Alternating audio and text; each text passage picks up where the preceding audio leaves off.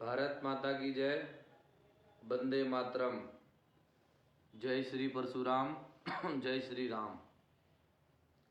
मैं आचार्य पंडित गीतेश शर्मा, राष्ट्रीय सवर्ण वाहिनी से राष्ट्रीय अध्यक्ष। राष्ट्रीय सवर्ण वाहिनी के सभी पदाधिकारी इस लाइव के माध्यम से जुड़े। हमने लाइव आने से पूर्व भी आप सभी लोगों को अवगत करा दिया था कि आज हम लाइव आएंगे। ये विषय कल ही सभी पदाधिकारियों को अवगत करा दिया गया था। सभी पदाधिकारियों से विशेष आग्रह, आप सभी लाइव से जुड़ें और जुड़ने के उपरांत लाइव को अधिक से अधिक शेयर करें। आज का जो मुद्दा है, आज का जो प्रकरण है, संभवतः मैं सभी पदाधिकारियों की ओर से आश्वस्त हूँ कि सभी को इस मुद्दे के विषय में जानकारी होगी। आज सवर्ण समाज के अभिन्न अंग मैथिल ब्राह्मण बंधुओं को संबोधित करने के लिए मैं लाइव हूँ। आप सभी सवर्ण समाज के मैथिल ब्राह्मण बंधुगण लाइव से अधिक मात्रा में जुड़ें और मैं अपने मुद्दे को प्रारंभ करूं। ओम देव शर्मा हमारे साथ जुड़ चुके हैं और भी 2-3 लोग जुड़े हैं अभी, और आप सभी अधिक से अधिक मात्रा में जुड़ जाओ। प्रणाम भैया ओम देव जी, प्रणाम, खुश रहो। आप सभी जुड़ें और जुड़ने के बाद मुद्दा प्रारंभ करेंगे। प्रिय बंधुओं,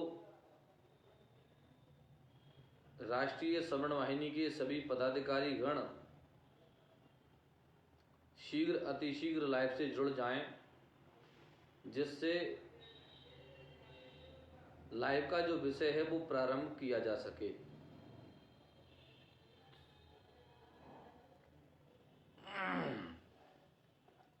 आप सभी लोग जुड़ें।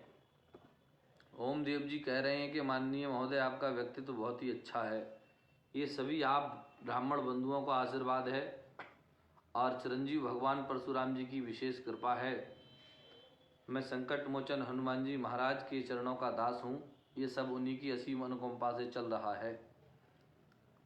नीरेश शर्मा जी, संबल जिले से आप संगठन मंत्री हैं। नमस्कार, खुश रहो, भगवान आपको सदैव खुश रखे। आप सभी जुड़ें और मुद्दा प्रारंभ करने। देखो, पहले तो मैं ये कहना चाहूँगा सभी पदाधिकारियों को कि राष्ट्रीय सवर्ण वाहिनी के जो भी मेरे सिपाही हैं, चाहे वो राष्ट्रीय कार्यकारिणी के हों, चाहे वो प्रदेश कार्यकारिणी के हों, चाहे वो जिले कार्यकारिणी के हों, चाहे वो नगर कार्यकारिणी के हों, चाहे वो ब्लॉक कार्यकारिणी के हों, चाहे वो मेरा भाई क्षत्रिय समाज से हो, चाहे वो मेरा भाई वैश्य समाज से हो, चाहे वो ब्राह्मण समाज से हो, चाहे भूमिहार ब्राह्मण हो, चाहे मैथिल ब्राह्मण हो। मुझे ये भूमिहार ब्राह्मण और मैथिल ब्राह्मण इसलिए बोलना पड़ता है क्योंकि लोग ब्राह्मणों में थोड़े कन्फ्यूजन पैदा कर रखे हैं लोगों ने, इसलिए बोलना पड़ता है। वैसे ब्राह्मण इजकल टू ब्राह्मण, ब्राह्मण कहीं का भी हो, ब्राह्मण भाई ब्राह्मण है ना, उसमें कोई संशय का विषय नहीं होना चाहिए। फिर भी कुछ लोगों की मानसिकता के कारण मुझे ऐसा बोलना पड़ता है। वो सब हल्के हल्के समझ जाएंगे, कुछ समय की बात है। राष्ट्रीय सवर्ण वाहिनी इस अभियान को चला ही रही है, आप देख रहे हो। शीघ्र अतिशीघ्र ये समस्या का निदान भी हो जाएगा। ओमकार शर्मा जी, प्रणाम भैया, आप जिला महासचिव हैं संबल से, आपका लाइव में बहुत बहुत स्वागत है, हार्दिक अभिनंदन है। इस लाइव के माध्यम से मैं राष्ट्रीय सवर्ण वाहिनी में जितने भी नूतन पदाधिकारी जुड़े हैं, पहले सभी को बहुत बहुत शुभकामनाएं, बहुत बहुत बधाई देता हूं और उन सभी पदाधिकारियों को ये विश्वास दिलाता हूं राष्ट्रीय श्रवण वाहिनी से जो भी सिपाही जुड़ा है, जो भी पदाधिकारी और कार्यकर्ता जुड़ा है, जो भी मेरा प्रचारक और शुभचिंतक जुड़ा हुआ है, वो ये कपड़ा लेकर के गांठ मार ले अपने मन में, राष्ट्रीय श्रवण वाहिनी के एक एक पदाधिकारी, एक एक कार्यकर्ता, एक एक प्रचारक एवं शुभचिंतक के साथ में राष्ट्रीय श्रवण वाहिनी कंधे से कंधा मिलाकर खड़ी है। मेरे संगठन का कोई भी पदाधिकारी अपने आप को अकेले ना समझे, कभी ऐसा महसूस ना करे कि विपत्ति काल में राष्ट्रीय श्रवण वाहिनी हमारा साथ देगी या नहीं देगी। मेरा नंबर आप सभी पदाधिकारियों के पास उपस्थित रहता ही है। किसी भी परिस्थिति में आप मुझसे फ़ोन पे बात सीधे कर सकते हो। ये बिल्कुल नहीं झिझकना है कि अध्यक्ष जी फ़ोन उठाएंगे या नहीं उठाएंगे। जिसका भी फ़ोन आएगा रिसीव किया जाएगा। मैं नहीं उठाऊंगा, मेरा सहपाठी उठाएगा। कोई भी उठाए आपको जवाब मिलेगा और आपकी हर संभव मदद की जाएगी। वैसे तो ऐसा बहुत कम हो पाता है कि कोई मेरा साथी मेरे फ़ोन को रिसीव करे, क्योंकि मैं राष्ट्रीय श्रवण वाहिनी के सभी पदाधिकारियों का फ़ोन स्वयं ही रिसीव करता हूं। आप किसी भी परिस्थिति में अपने आप को अकेले ना समझे, चाहे आप 10 व्यक्तियों में हो, चाहे 5 व्यक्तियों में, चाहे अकेले हों, फिर भी आप अकेला अपने आप को ना समझें। राष्ट्रीय श्रवण वाहिनी की ये विशेष जिम्मेदारी है, ये उसका विशेष दायित्व है कि वो अपने पदाधिकारी के साथ कंधे से कंधा मिलाकर के खड़ी हो और उसकी सम परिस्थितियों में और विषम परिस्थितियों में उसका साथ दे। भाई उसकी सम परिस्थितियाँ हैं, प्रसन्नता है तो प्रसन्नता में सम्मिलित हो, और भगवान ना करे दुख का समय आए, दुख है तो उसमें सम्मिलित हो और उसमें उनका दुख बांटने का कार्य करे। आर के शर्मा मैथिल ब्राह्मण पंडित जी, आपको बहुत बहुत शुक्रिया अदा। अरे भैया शुक्रिया तो अदा मैं आप लोगों का करूँगा। आप मेरे शुभचिंतक हो, आप मेरे सहपाठी हो, हैं, आप मेरे प्रचारक हो, आप संगठन के प्रचारक हो, आप समाज के प्रचारक हो। ये संगठन आपका है, आप इसके मालिक हो। ये संगठन आप लोगों को ही चलाना है, तो ये तो आपका ही है। राष्ट्रीय श्रवण वाहिनी जिंदाबाद। अध्यक्ष जी को सादर प्रणाम। संगठन मंत्री संतोष शर्मा, उत्तर प्रदेश से आप जुड़े हैं और आपके पास में जिला अध्यक्ष बदायूं का भी दायित्व है। आपको बहुत बहुत शुभकामनाएं। आपका लाइव में हार्दिक अभिनंदन, स्वागत है। पवन शर्मा भैया जी को चरण स्पर्श। खुश रहो पवन, भगवान सदैव खुश रखे आपको। शुभाशीष है हमारा भी। विमल शर्मा जी, राष्ट्रीय अध्यक्ष जी को सादर प्रणाम। भैया राघवेंद्र शर्मा जी प्रणाम, परमात्मा आपको खुश रखे। आप जिला बदायूं से जिला उपाध्यक्ष का दायित्व आपके पास है। मैं आशा करता हूं आप अपने दायित्व का अच्छे से निर्वहन कर रहे होंगे, क्योंकि ये सब प्रक्रिया प्रदेश अध्यक्ष और प्रदेश संगठन मंत्री के विषय के अंतर्गत आती है। इसलिए मैं प्रदेश अध्यक्ष जी से और ना ही प्रदेश संगठन मंत्री से किसी से भी दखलंदाजी नहीं देता हूँ। ये इनका कार्य है, प्रदेश इनको संभालना है। मुझे राष्ट्रीय कार्यकारिणी संभाल ली है, मैं उस पर ध्यान देता हूँ। अच्छा, तो हम विषय पर बात चल रहे थे। मैं कह रहा था कि जो राष्ट्रीय श्रवण वाहिनी में नूतन पदाधिकारी जुड़े हैं, पहले तो उन सभी पदाधिकारियों को बहुत बहुत शुभकामनाएं। प्रिय साथियों, आज मैंने आप सभी से ये वादा किया था कि मैं आज रात्रि 8 बजे लाइव आऊँगा। मैं आपके सामने उपस्थित हूँ। एक बार पुनः सबको अवगत करा दूँ, पुनः सभी को अवगत करा दूँ, राष्ट्रीय श्रवण वाहिनी का कोई भी पदाधिकारी अपने आप को अकेले ना समझे। हमारे 10 मुद्दे हैं जिन पे हम काम कर रहे हैं। वो मुद्दे मैं शायद समझता हूँ कि सब पदाधिकारी उन मुद्दों से अवगत होंगे। उन पदाधिकारियों को सभी मुद्दे के विषय में जानकारी होगी, और नहीं है तो एक बार मैं पुनः बता देता हूँ। सबसे पहले मुद्दा है, हमारे साथ जुड़े हैं एक बार सोनू शर्मा जी हैं, जीवनदान फाउंडेशन के अध्यक्ष हैं। आज सोनू शर्मा जी ने अपने जीवनदान फाउंडेशन के ऑफिस का उद्घाटन किया है। उसे हमें बुलाया गया और बड़ा ही अच्छा सौम्य श्रेष्ठ आज ऑफिस का उद्घाटन किया गया, जिसकी न्यूज़ आपको मैं संभवतः समझता हूँ कल प्रातः काल में न्यूज़पेपरों के माध्यम से, फेसबुक के माध्यम से मिलेगी। और आज भी कुछ पोस्टर डाली गई हैं। मैं पुनः जीवनदान फाउंडेशन के अध्यक्ष सोनू शर्मा जी को और उनकी टीम को हृदय की गहराइयों से बहुत बहुत शुभकामनाएं देता हूं। प्रिय साथियों, मुकुल वत्स जी, गुरु जी चरण स्पर्श। खुश रहो भैया मुकुल जी, परमात्मा आपको खुश रखे। सत्यम पाठक राम राम भैया। सोनू शर्मा जी जय हो भाई साहब, जय हो भैया।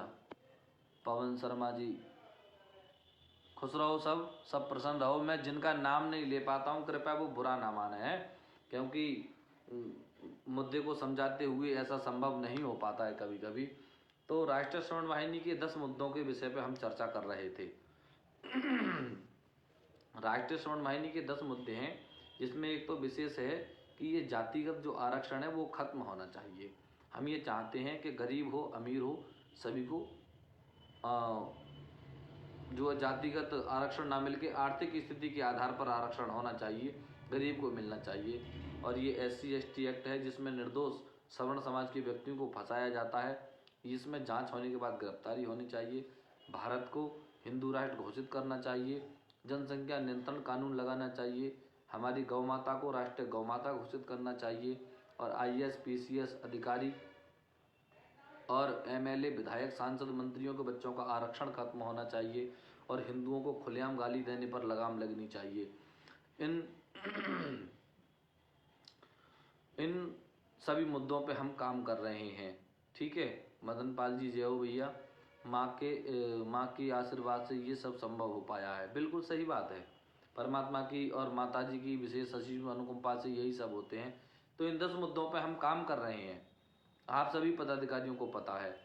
और आज का जो मुद्दा है वो मैं बोलना चाह रहा था, जितने भी मैथिल ब्राह्मण बंधुगण जो मुझसे जुड़े हुए हैं इस संगठन के माध्यम से, जो मेरा परिवार है, इस परिवार में जो भी मैथिल ब्राह्मण बंधुगण जुड़े हुए हैं उनसे मेरा विशेष आज लाइव में ये कहना था कि आप जिस जिस क्षेत्र से जुड़े हो उस क्षेत्र की वोट बैंक की गणना आप करके हमें प्रोवाइड कराएं। भाई बिसौली में कितना मैथिल है, बदायूं में कितना मैथिल है, कासगंज में कितना मैथिल है, एटा में कितना मैथिल है, इटावा में कितना मैथिल है, वजीरगंज में कितना मैथिल है, बरेली में कितना मैथिल है, शाहजहानपुर में कितना मैथिल है, लखनऊ में कितना मैथिल है, जो जहाँ से जुड़े हुए हैं। और जो वहाँ के जो व्यक्ति नहीं जुड़े हुए हैं, जहाँ के हमें इकट्ठे करने हैं, वो एक दूसरे को फ़ोन के माध्यम से वोट बैंक की परिस्थिति तैयार करें। देखो आज राजनीतिक पार्टियों में ब्राह्मणों की कहीं भी कोई गिनती नहीं है, बिल्कुल कहीं कोई गिनती नहीं है। मैं सही कह रहा हूँ? बताओ हाँ या ना में जवाब दो मुझे। राजनीतिक पार्टियां बिल्कुल भी ब्राह्मणों को कहीं से कहीं तक मानने को तैयार नहीं है। सवर्ण समाज की ये सबसे बड़ी समस्या बन चुकी है, चाहे वो बसपा हो, चाहे सपा हो, चाहे कांग्रेस हो, चाहे BJP हो, चाहे अन्य कोई पार्टी दल हो, ब्राह्मणों की गिनती कहीं नहीं है। और ब्राह्मणों की कहीं गिनती हो भी रही है तो उसमें मैथिल ब्राह्मणों की कोई काउंटिंग लिखकर नहीं आ रही। ये बहुत दुर्भाग्य और चिंतनीय विषय है। और कहीं ना कहीं सरकारें अपनी परिस्थिति के अनुसार, चाहे राज्य की हो चाहे केंद्र की हो, वो मैथिल ब्राह्मण को वो विश्वकर्माओं के साथ जोड़ करके उनको OBC में डालना चाहते हैं। मैथिल ब्राह्मण समाज इस विषय से विशेष सावधान हो जाए, मैं आप लोगों को बताना चाहता हूँ। मैथिल ब्राह्मण बंधुगण ये ध्यान दें, जिनके बच्चों के कागजों में बहुत सी जगह मिस्टेक होने के उपरांत शिल्पीकार लिख दिया गया या बढ़ई शब्द का प्रयोग कर दिया गया है, वो उसमें संशोधन करा लें। मैथिल ब्राह्मण हैं, ब्राह्मण थे और ब्राह्मण ही रहेंगे। कुछ राजनीतिक पार्टियां साउंड कम आ रहा है। अरे प्रदेश अध्यक्ष जी को प्रणाम, आप तो बहुत देर में बताइए वाली बात। अच्छा क्या करूं, अब आया क्या? तो ये ध्यान देना है, 1 मिनट 30 सेकंड रुको।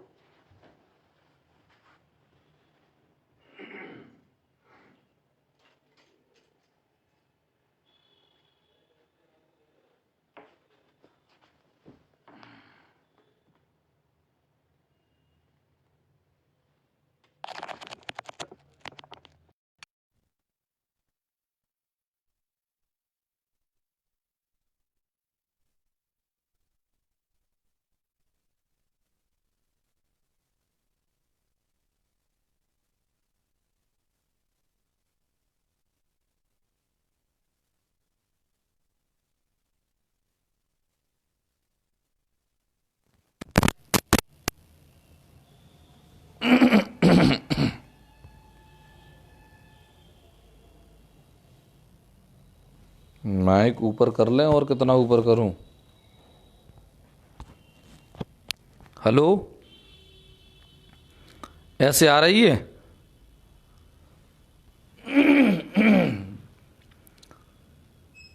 पंडित मनीष शर्मा जी प्रणाम भैया, खुश रहो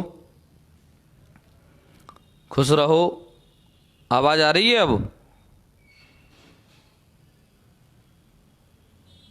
अच्छा, आप ठीक आ रही है? ओके है। चलो हम ऐसे ही बोल देते हैं, कोई बात नहीं। तो मैं सभी मैथिल ब्राह्मण बंधुगणों से कह रहा था कि आप लोग जो है वो सभी जगह की ये व्यवस्था तैयार करें, एक सूची दें। और मेरे ब्राह्मण बंधुगणों, सवर्ण समाज के मेरे सभी साथियों, राजनीतिक पार्टियां हम लोगों को इस प्रकार से धुतकार रही हैं, ये बड़ा चिंता का विषय है, बहुत ही चिंता का विषय है। आप लोग इस चीज़ को सोचो। भाई मैं ये नहीं कह रहा आपसे कि आप जो है किसी भी राजनीतिक पार्टी को वोट दो मत दो, छोड़ो मत छोड़ो, लेकिन आप एक बार ये चिंता तो करो कि हमारा हो क्या रहा है। इस विषय पे चिंतन करो।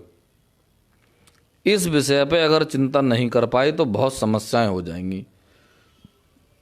मैं देख रहा हूँ मेरी इस लाइन में अभी तक लाइव में जितने भी बंधुगण जुड़े हैं वो सबसे ज़्यादा ब्राह्मण जुड़े हुए हैं। सबसे ज़्यादा ब्राह्मण जुड़े हुए हैं। अब मैं ब्राह्मणों को ही लेके बोलता हूँ, इतनी बुरी दुर्दशा है। समाजवादी के पार्टी के नेता कहते हैं कि ठाकुरों की ठकुराई, पंडितों की पंडिताई, इन्हें दौड़ा दौड़ा कर मारेंगे। अपना दल एस का सांसद भी कुछ बोलता है, भारतीय जनता पार्टी के नेता भी पंडितवाद मुर्दाबाद के नारे लगवा देते हैं। अरे बड़ी दुर्भाग्यपूर्ण स्थिति है। आप लोग चिंतन करो इन चीज़ों का, और चिंतन मात्र इतना करना है, अपना कोई भाई भी आपके साथ खड़ा है, किसी विषय को लेकर खड़ा हुआ है, तो उसका साथ देना है और कुछ नहीं करना। भाई उसका साथ देना है, टांग नहीं खींचनी, उसका हाथ पकड़ के खींचना है कि वो कैसे इस दलदल से निकले। ये मान लो कि पूरे सवर्ण समाज के लिए ये मैसेज है। सवर्ण समाज का व्यक्ति ये चिंतन कर ले, और सवर्ण समाज में विशेषकर ब्राह्मण भाई ये चिंतन कर ले, क्योंकि भैया अपने को कैसे आगे निकालना है, अपने को कैसे आगे बढ़ाना है। आज राजनीतिक पार्टियों में ब्राह्मण खूब हैं, लेकिन ब्राह्मण अपनी बात राजनीतिक पार्टी में होने के बावजूद भी नहीं कह पा रहे। इतनी बुरी स्थिति है कि उनको वहाँ इतना दबाया जा रहा है कि वो अपने अधिकारों की लड़ाई नहीं लड़ पाते, अपने बच्चों के अधिकारों की लड़ाई नहीं लड़ पा रहे हैं। मतलब राजनीतिक पार्टियों में होने के बावजूद भी शोषण हो रहा है। इतनी बुरी दुर्दशा उत्तर प्रदेश में और देश में है। अब आए दिन ब्राह्मणों की हत्याएं हो जाती हैं, घटनाएं हो जाती हैं, तो इन चीज़ों पे कोई बोलता नहीं, और जो बोलते हैं तो उसे मिलने नहीं दिया जाता। आज कपिल मिश्रा जी दिल्ली वाले ही वो रूपेश पांडे से मिलने जा रहे थे झारखंड रांची में, उनके लिए रोक लिया गया, नहीं मिलने दिया गया। बहुत बहुत भयंकर स्थिति है उत्तर प्रदेश में और इंडिया में। भाई आप चिंतन करो इन चीज़ों का। मेरे भाइयों, मैं बहुत डीपली आपसे कह रहा हूँ कि ब्राह्मण भाई ब्राह्मण का हाथ पकड़ करके खींचना प्रारंभ करे, पैर ना पकड़े। आप लोग जब तक नेतृत्व स्वीकार नहीं करोगे अपने का, तब तक आपकी लड़ाई लड़ने वाला कोई नहीं है, ये मान लो आप। यही हाल ब्राह्मणों में, मैथिल ब्राह्मणों का है। वो नेतृत्व स्वीकार नहीं कर पा रहे। मैथिलों में नेता बहुत हैं, बहुत मैथिल ब्राह्मण नेता है, मैंने खूब देखे हैं। ऐसे ऐसे लोग नेता बने पड़े हैं मैथिल ब्राह्मणों में, जिनके घर पे कहने से चाय तक नहीं बनती है। हाँ, ऐसे ऐसे बने पड़े हैं। लेकिन मुझे नेता नहीं बनना है भाई साहब। मुझे तो आप लोगों का, आप सभी भाइयों का साथ चाहिए। मैं आपका भाई हूँ। पंडित मनीष शर्मा मैथिल जी कह रहे हैं, आचार्य जी लेखपाल से हमारे गांव के ठाकुर और सनाट समाज के लोग हमारी शिकायत करते हैं कि ये लोग बढ़इयन का EWS नहीं बनाना है। आप एक बार भैया, आपके पास मेरा नंबर है ना, फ़ोन नंबर, आप मेरे नंबर पर उस लेखपाल का कानून गो का नंबर भेज देना, मैं उससे अपने आप बात कर लूँगा, ठीक है? आप चिंता ना करो। राष्ट्रीय श्रवण वाहिनी खड़ी है ना, पंडित गीतेश शर्मा का नंबर आपके पास है ना, मैं देख लूँगा, भेज देख लूँगा कितना बड़ा कानून गो है वो भी, ठीक है? हाँ, मुझे लाइव पे इस तरीके की बातें नहीं कहनी चाहिए, फिर भी आप मेरे नंबर पर उसका नंबर डाल देना बस। और जो लोग शिकायत कर रहे हैं उनका 2-4 का मिल जाए तो उनका भी दे देना, उन्हें भी देख लूँगा, बात कर लूँगा, ठीक है? चिंता ना करो। चिंता ये करो कि अपने का हाथ पकड़ के कैसे खींचें, अपने अधिकारों की लड़ाई कैसे लड़ें। जिन चीज़ों से आपको दबाया जा रहा है, आपका शोषण किया जा रहा है, आपको कुचला जा रहा है, आपकी प्रतिभा नष्ट की जा रही है, आपको आगे नहीं बढ़ने दिया जाता है, राजनीतिक पार्टियों में सम्मिलित होने के बावजूद भी उनका झंडा और उनका डंडा उठाने के उपरांत भी आपकी ये दुर्दशा है, तो आगे क्या होगी? चिंतन इस बात का करना है। ब्राह्मण बीजेपी में भी झंडा डंडा उठा रहे हैं, सपा में, बसपा में और जी कांग्रेस में, हर जगह झंडा और डंडा उठा रहे हैं। लेकिन हो क्या रहा है? कांग्रेस की सरकार की ले लो, चाहे अब वर्तमान में सरकार चल रही है इसकी विषय ले लो, आप बताओ मुझे कि ब्राह्मण विधानसभा हो या संसद हो, कहीं खड़े होकर के अपना जो है बात को कह पाता हो, सदन में अपनी बात को रख पाता हो? नहीं रख पाता ना। इसका कारण क्या है? इसका कारण है वो कहीं ना कहीं अपने आप को शोषित और पीड़ित और अपने आप को दबा हुआ महसूस कर रहा है, वो अपनी बात नहीं कह पा रहा, और उसका कॉन्फिडेंस ऐसा हो गया है कि वो अपने आप को पीड़ित समझे बैठा है। पार्टी में भले ही है, लेकिन पार्टी में होने के उपरांत भी वो इतना बेचारा मानसिक परेशान है कि पार्टी में रहना तो उसकी मजबूरी बन चुकी है। उनका झंडा और डंडा नहीं उठाएगा तो उसके साथ में अन्य कोई समस्या खड़ी कर दी जाएंगी।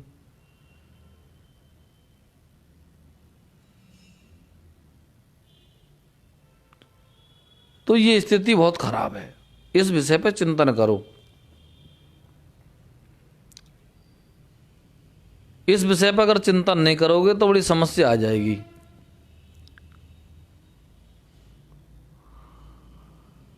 हाँ, राष्ट्रीय श्रवण वाहिनी तो बिल्कुल साथ खड़ी है नीरेश, बिल्कुल साथ खड़ी हुई है।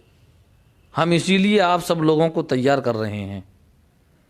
आप लोगों से यही हमारा निवेदन है बार बार, भैया भैया देखो, जब तक आप साथ नहीं दोगे तब तक मैं भी आगे नहीं बढ़ पाऊंगा। मैं भी फिर यही सोच के एक दिन बैठ जाऊंगा कि कौन सी गीतेश शर्मा की व्यक्तिगत लड़ाई है। भाई मैं तो समाज की लड़ाई की बात कर रहा हूँ ना, और मैं केवल ब्राह्मण समाज की लड़ाई की बात नहीं कर रहा, मैं सवर्ण समाज की लड़ाई की बात कर रहा हूँ। और सवर्ण समाज से भी पूर्व मैं धर्म की बात करता हूँ, हिंदुत्व की बात करता हूँ। ये सवर्ण समाज की लड़ाई लड़ने तो मजबूर किया जा रहा है, वरना ऐसा प्रसंग कोई उठता नहीं। अधिकारों की लड़ाई लड़नी पड़ रही है, स्वतंत्र होने के उपरांत भी ऐसा हो रहा है। तो मेरे प्रिय साथियों, मेरे बंधुओं, राष्ट्रीय श्रवण वाहिनी के प्रिय सभी पदाधिकारियों, मेरा आप सभी से यही कहना है कि आप संगठन को ज़्यादा से ज़्यादा विस्तारित करें, संगठन में ज़्यादा से ज़्यादा लोगों को जोड़ें और हम अपनी आवाज़ को बुलंद करें, और बुलंद करके इस संगठन का इतने अच्छे से विस्तार कर दें कि सामने वाली राजनीतिक पार्टियां संगठन की मांगों पर घुटना टेकने को मजबूर हो जाएं। पुनः राष्ट्रीय श्रवण वाहिनी में नूतन जो पदाधिकारी जुड़े हैं उनको सबको बहुत बहुत शुभकामनाएं, बहुत बहुत धन्यवाद। इन्हीं सब बातों के साथ में मैं अपनी वाणी को विराम देता हूं। मैं आचार्य पंडित गीतेश शर्मा, राष्ट्रीय श्रवण वाहिनी से राष्ट्रीय अध्यक्ष, आप सभी के उज्जवल भविष्य की कामना करता हूँ। आप सभी खूब आगे बढ़ें, भगवान आपकी खूब तरक्की कराए, आप दिनों दिन उन्नति करते रहें। इस प्रकार से मेरी सभी शुभकामनाएं राष्ट्रीय श्रवण वाहिनी के परिवार के साथ हैं और सनातन धर्म प्रेमियों के साथ हैं। भैया बस इस परिवार को ज़्यादा से ज़्यादा बढ़ाओ, और देखो जब संगठन बढ़ जाएगा और लोग जुड़ जाएंगे जब ज़मीनी स्तर पर कार्य हो पाएगा। मैं अकेला और 2-4-6 आदमी इसमें कार्य नहीं ज़मीनी स्तर पर कर सकते। ज़मीनी स्तर पर कार्य भी हम जो कर रहे हैं वो आप लोगों को दिख ही रहा है। समस्या का समाधान लगातार किया जा रहा है। जिन लोगों के फ़ोन आते हैं मैं उनकी पूर्ण रूप से हेल्प करता हूं और पूर्ण आश्वासन देता हूं। राष्ट्रीय श्रवण वाहिनी प्रत्येक शोषित, वांछित, पीड़ित श्रवण समाज के साथ खड़ी हुई है। इन्हीं शब्दों के साथ जय हिंद, जय भारत, भारत माता की जय, वंदे मातरम।